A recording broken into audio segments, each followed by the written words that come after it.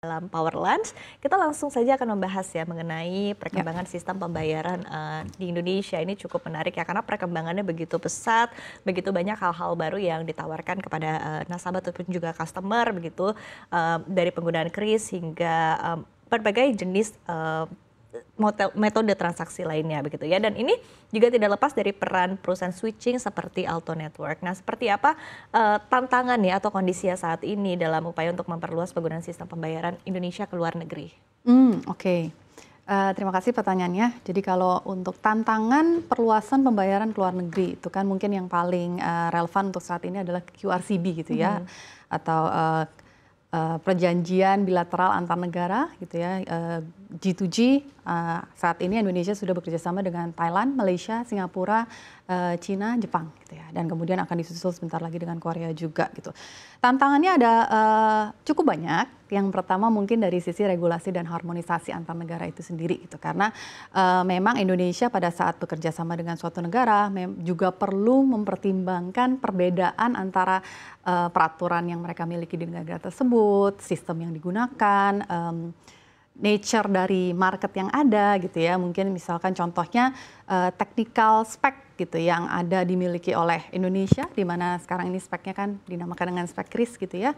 Di Malaysia dan Singapura dan negara lainnya pasti berbeda-beda. Nah, itu perlu ada penyesuaian bagaimana itu bisa saling membaca gitu kan. Dan kemudian perbedaan pasar seperti contohnya kalau di Indonesia QRMPM QRMPM atau Merchant Presented Mode itu mayoritas. Jadi di Indonesia itu lebih dari 90% saat ini masih menggunakan metode Merchant Presented Mode. Merchant Presented Mode artinya QR code-nya dikeluarkan atau menggunakan QR yang dimiliki oleh si merchant. Seperti yang tadi kan terlihat ya, men-scan, jadi user atau customer yang melakukan scan QR yang ada di merchant. So, MPM di Indonesia itu sekitar 90%. Di Cina 100% terbalik. Jadi mereka CPM yang 90%. Jadi kita sebagai end user yang kemudian men-generate QR di mobile banking, kemudian merchant yang membaca QR tersebut. Gitu. Ya, itu dari sisi regulasi dan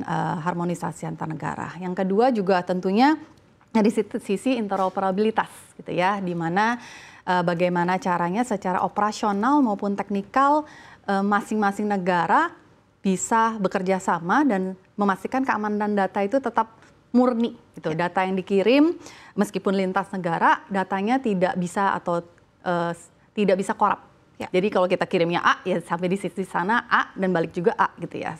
Mungkin secara gampangnya gambarannya seperti itu.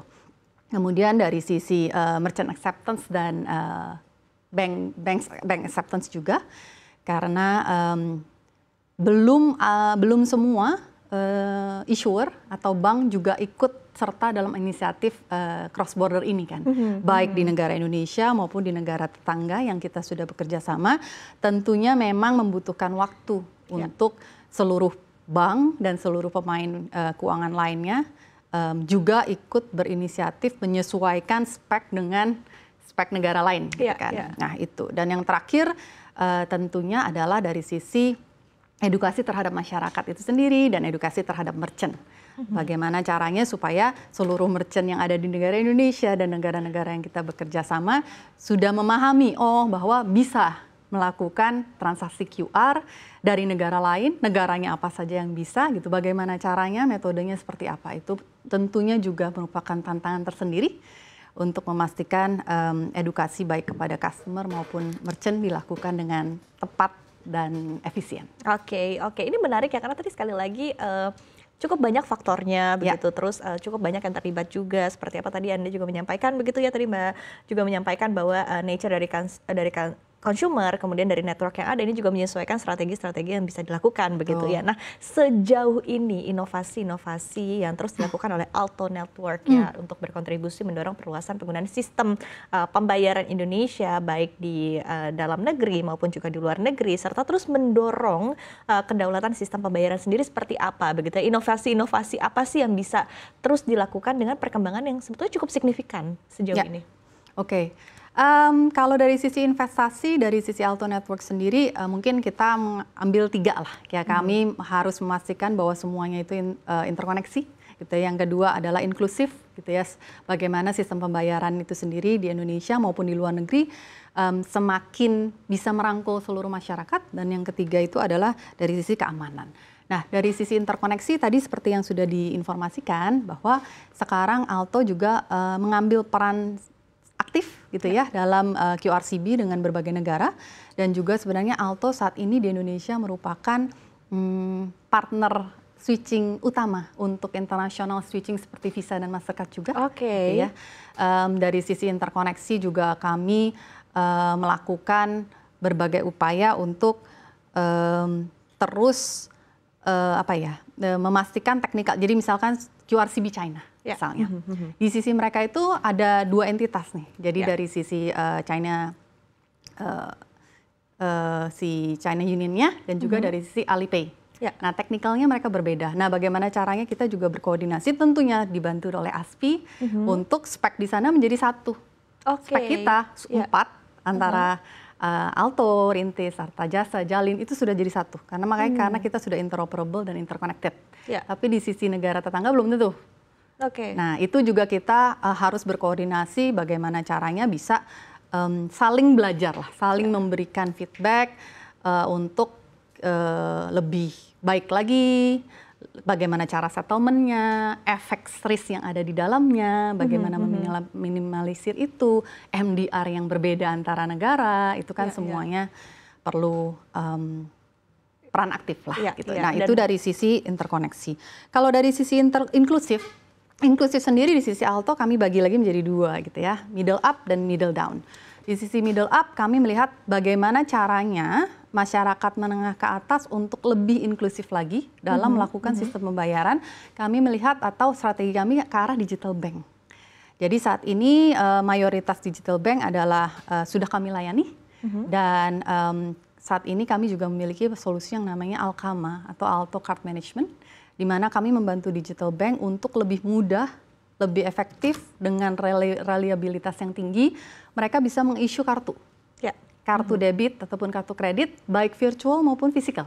Jadi dari mulai customer melakukan permintaan kartu di sisi mobile banking sampai dengan menerima kartu diaktifasi dan seluruh aktivitas dilakukan, itu Alto bisa membantu juga. Ya, alhamdulillah 50% digital bank di Indonesia saat ini sudah menggunakan sistem dari card management Alto itu sendiri. Nah, itu dari sisi inklusivitas middle up. Kalau middle down kami melihat secara tren sebenarnya masih ke arah bagaimana caranya mereka dapat melakukan fungsi-fungsi dasar dengan lebih cepat lagi, dengan lebih reliable lagi, dan dengan lebih terjangkau lagi. Nah, salah satu yang kami lakukan dalam hal ini adalah dengan adanya cardless withdrawal initiative. Ya. Jadi bagaimana caranya non perbankan bisa melakukan tarik tunai di seluruh ATM yang ada di Indonesia tanpa harus memiliki kartu, justru agak terbalik. Sudah mulai banyak begitu kan itu bisa. Dan juga di Alto sendiri pun kami melakukan inovasi yang dinamakan dengan soft POS. Ya. Soft POS itu adalah bagaimana caranya merchant yang selama ini mungkin menggunakan EDC itu digantikan dengan handphone yang mereka saat ini sudah miliki. Tapi kita bekali dengan SDK yang memiliki kemampuan untuk membaca kartu.